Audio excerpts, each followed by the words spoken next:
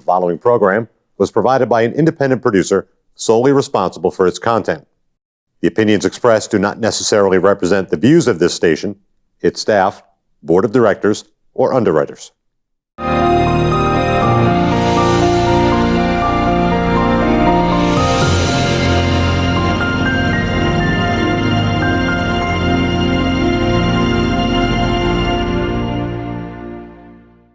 Hello, and help me welcome Senator Lou D'Alessandro. Lou, welcome aboard. Well, thank you very much. This book of yours is very interesting. I read it, and it's a wonderful list of all the things you've done in how many years? Well, it's been a long time. My public service began in 1972 when I ran for the House of Representatives. Right. I was elected to the House, served on the Committee on Education, and in 74 I ran for the Constitutional Convention, and I ran for the Executive Council. So that began, I guess, a series of elections that a series of everything. Kept going. And at the same time, I was a coach, a teacher, and a coach, and I became president of Daniel Webster College down here in Nashua, and Warren Rudman was chairman of the board, and Jim Tamposi, of course, was on the board, along with a number of other very prominent Nashua people, and that was a great experience. My first real management situation in managing a post-secondary education institution. But I had got my training at New Hampshire College, where I was the athletic director and the basketball coach. I became the director of admissions and gravitated into that job in Nashua. But I really had a wonderful time here in Nashua. I'll tell you that. I enjoyed my time here in Nashua very much. Working with Warren was really something special. He had, at that time, was running for the United States Senate. He was the Attorney General of the state of New Hampshire, and remarkable guy in many, many ways. So I had a good experience there, good learning experience. And my first venture into aviation, Bois Field, and the big thing was to get that tower manned. And so we worked very hard with the FAA to get that done. So as I said, I've had a lot of time here in Nashua, and when I was vice president of Franklin Pierce University, my office was here in Nashua. Oh, really? I didn't know that. Yeah, in Nashua, and in the Stabile building, on right off, Amherst Street, 101 West, and that was a great experience. Working with Walter Peterson was a wonderful experience, and politically, of course, my career. It had its ups and downs, as most political careers do. But I was on the executive council when I was here at Daniel Webster College, and it was quite an experience. Well, I hope something happens to that property over there. Yes. It's a shame that it's a not terrible being shame. used. Yeah. A terrible shame. It's a very valuable piece of property. Right. Those buildings were in pretty good shape when they closed the institution. I kind of thought that Southern New Hampshire University would buy the whole thing and put a branch in down here. That didn't work out. I think there was too much cost that they thought they would incur. Yeah, probably. I mean, they bought some of the stuff that's in the airfield. Yes. And they have a course that they're doing, and they're trying to find some way of bringing in flying instructions again, too. Yes, yeah. So I think it would be nice if we could do something like that. Yeah. Well, it's a beautiful site, very attractive site, and lovely buildings. That was a beautiful library, and Daniel Webster Hall, which was the centerpiece. And then you had the Marty Richmond building. When I was there, I actually built a couple of buildings. We built the Mario Vaggi Gymnasium because it was an empty building when I got there, and our goal was to build it out and make it available for the students. And we did do that, and had a lot of help, obviously, from the people on the periphery, but it was a great experience, I can tell you. I shoveled the roofs off when it snowed. I painted the walls inside of some of those buildings, and it was a tough tough time making that go. Oh, I can imagine. I read that in your book, and that one of the things, you had so many things that happened to you. Yes, I was thinking, how does he pick what do you remember the best? Maybe I should ask you, or what several things do you remember best? Well, I think as a child growing up, it's funny that you mention that, because one of the things that's very vivid in my memory is my uncle taking me to the military parades, and I'd sit on the curbstone, I'd sit on the corner, and watch the troops march by, and this was, just at the end of World War II, where the greatest generation was from. And I can remember going to the train yard and seeing the flat cars with the tanks and vehicles on them, and they were being shipped out from the port of Boston to go overseas. And thinking, what's all this about? I mean, really too young to recognize the fact that there was a global war going on, yet realizing, why is all this happening? Why is all this activity? Why are all these soldiers around? Why is everybody moving, in one direction? So that's a memory that I have to this day. And again, it was brought to mind because of the 75th anniversary of the invasion in Normandy. And recognizing that when I was a youngster, a little kid, ration stamps to buy food. And again, I was probably 5 or 6 years old, and my mother would send me to the corner store with the stamps, to buy things. And at home in the evening, we lived on in a 3-decker for a while, and then that house burnt down, so we moved to a two-family home. But closing all the shades in the evening because it was a war zone, really. And drills. And the family would congregate in the living room with relatives and visitors, and you'd listen to the radio and listen to the news on the radio. And when I think of it, it was 75 years ago, and I was probably 4 or 5 years old, and those things come back like magic, to be honest with you. And then you realize how fast time flies. And as we move up the scale, it moves so much faster. But little things happened in my life that were so important. And in the book, I think we tell the story of the fire in my home. We lived on the 3rd story of a 3-family home on Gladstone Street in East Boston, Massachusetts. And a person on the 1st floor was either smoking in bed or discarded a cigarette. The house went up in flames. I can remember firemen coming to the 3rd floor, grabbing our family and taking them down the steps and getting us out into the street. And I remember the hoses across the street and the fire engines. And at that time, it was my mother, my father, and 3 boys, my older brother Richard, myself, and my brother Paul. And we had 2 of my mother's sisters living with us, and probably an uncle. So it was a crowded home, in that 3rd floor apartment.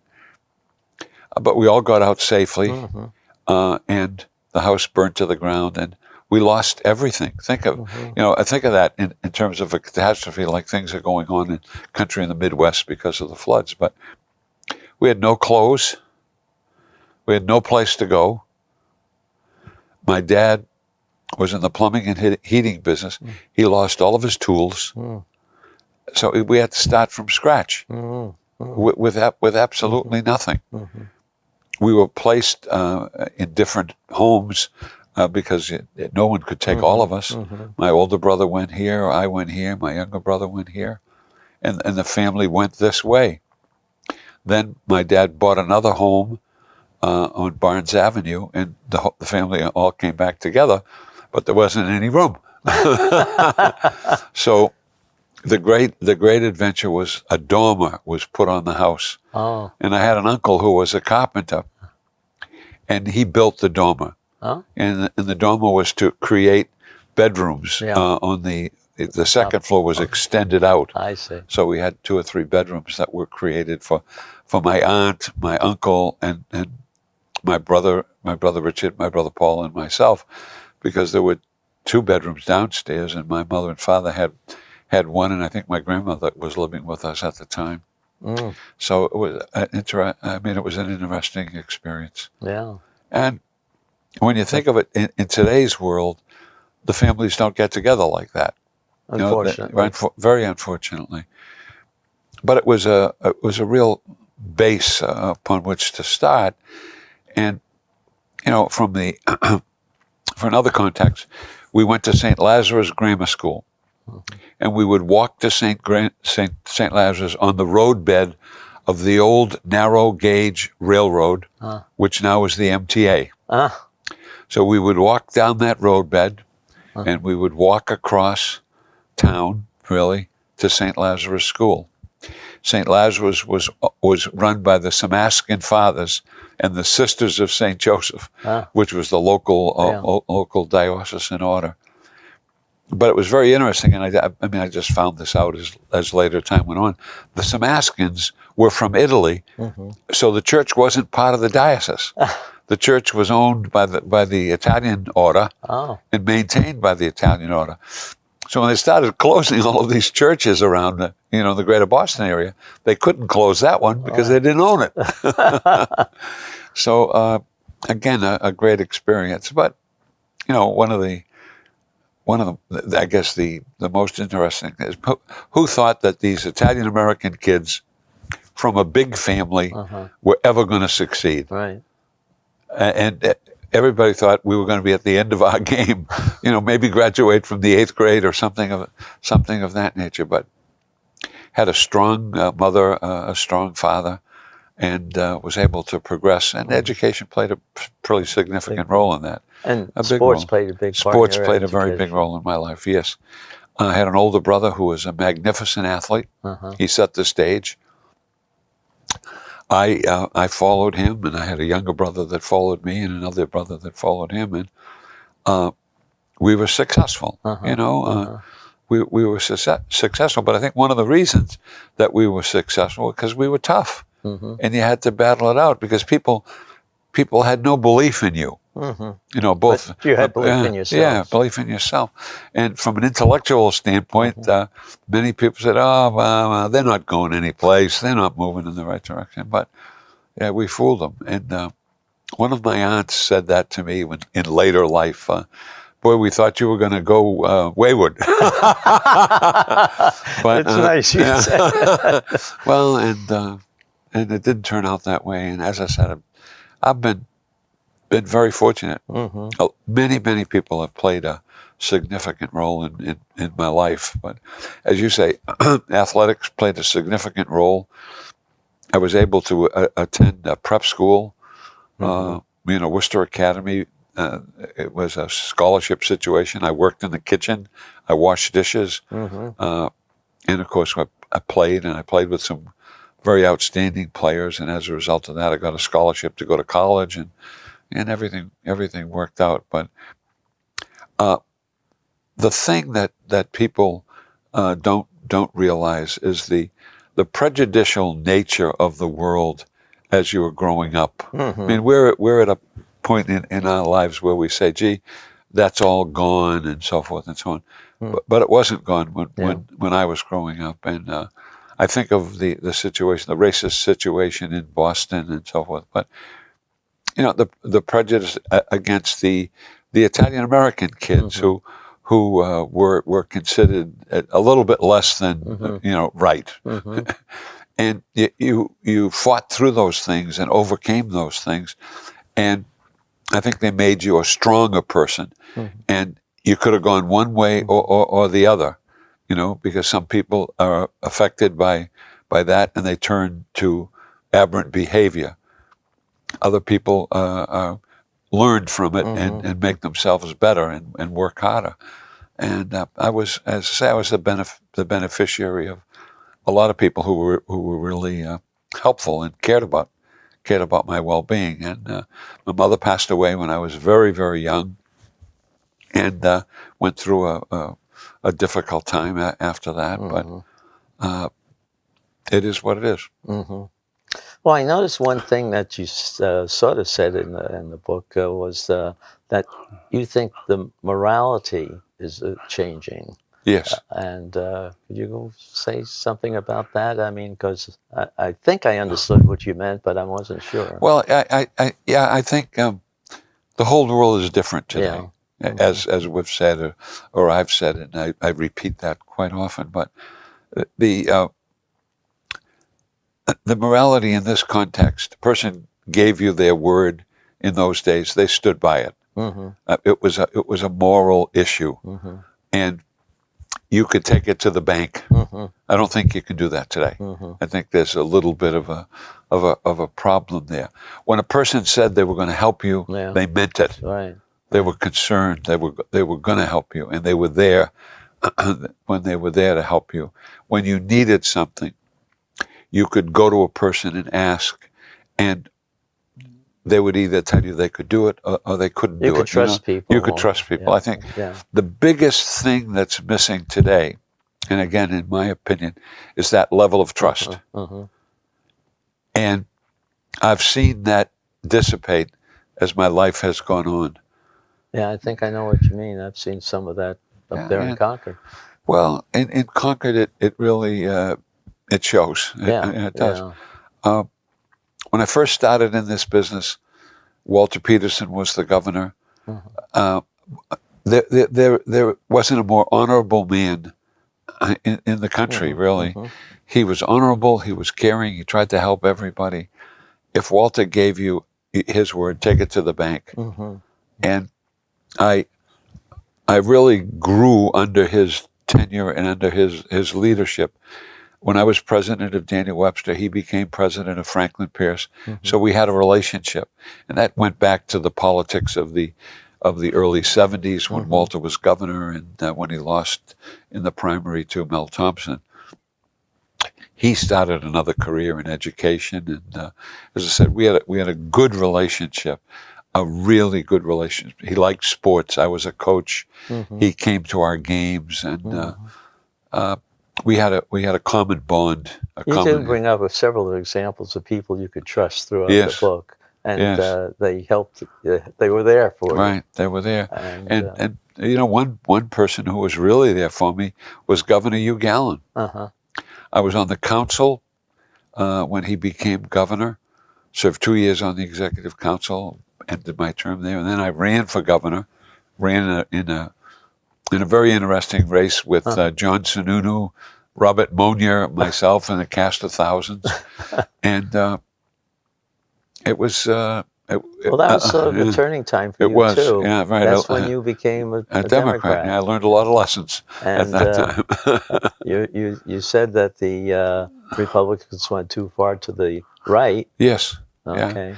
Well, and went to the right and really cast me aside. Yeah. I wasn't going to play any kind of a role in Republican politics. But you always wanted to help people. Yes, that was your main thesis, and you really wanted people to help themselves too. Try, if you help them, they will help themselves. Yeah. You know, you give them that hand up. Not the old thing, not a hand out, but a hand up, and And I think, as I said, I learned from my father who helped people. Certainly my mother was always helping people. My grandmother was always helping people. So it was pervasive throughout our family. My father's sisters were wonderful people in terms of helping others. You know, I would bring a kid home from school with me, and they would feed them. And take them. They're always welcome at the dinner table. Even when I was a little kid, and my mother would take people really off the street and feed them. Now, in those days, and I'm talking about many years ago, that was a common practice. People used to solicit. They used to sell door to door with their bags, the shopping bags full of material, and they'd come, and the bag lady would come to the house. My mother would have the back lady come in, sit down, feed her, and buy her wares. Right. And I mean, can you imagine that happening today? Not today, but I know that because I had a mother who did somewhat Yeah. the same thing. Yeah. She, a lot of, I had 3 sisters, Yeah. and they all had friends who had some problems, Yeah, and sure. that she was always welcoming them in there, Yeah. and sometimes one was even living there with us for a Yeah. while. Well, But you know that. If you don't mind sliding a little bit into today's oh, sure. political world, Oh, of course.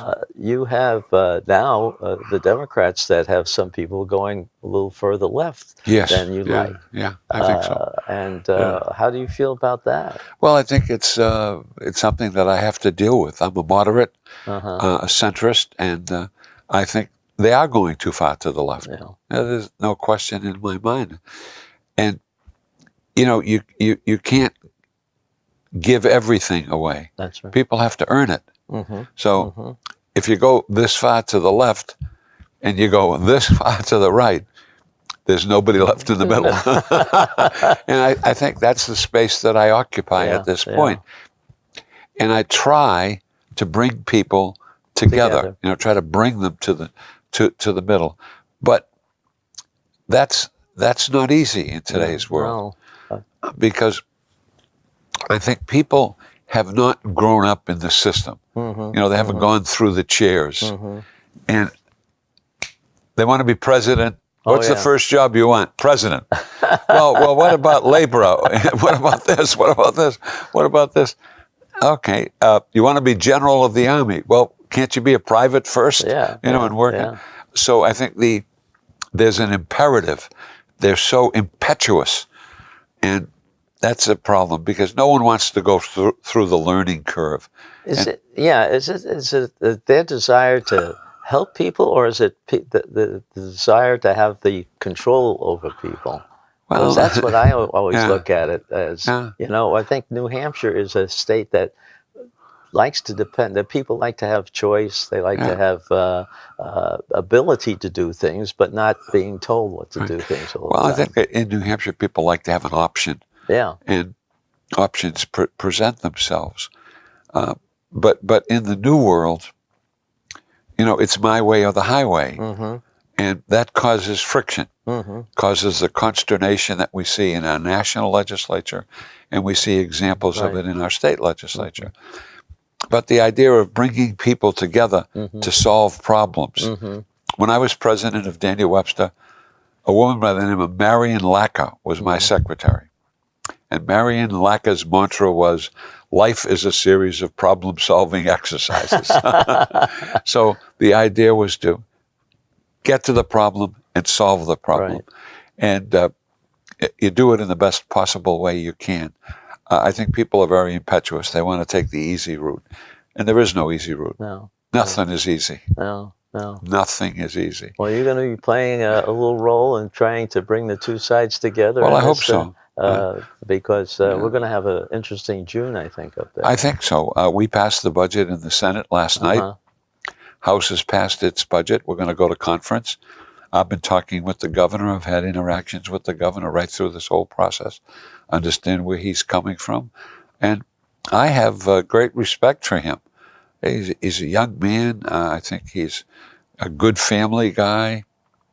He has certain ideals, and we have to respect those. But I think he has to also respect where we're coming from as a legislature. But I think the most important thing is we all want to help people. Right, yeah. And I said on the floor of the Senate, a budget is an example of value. Mm-hmm.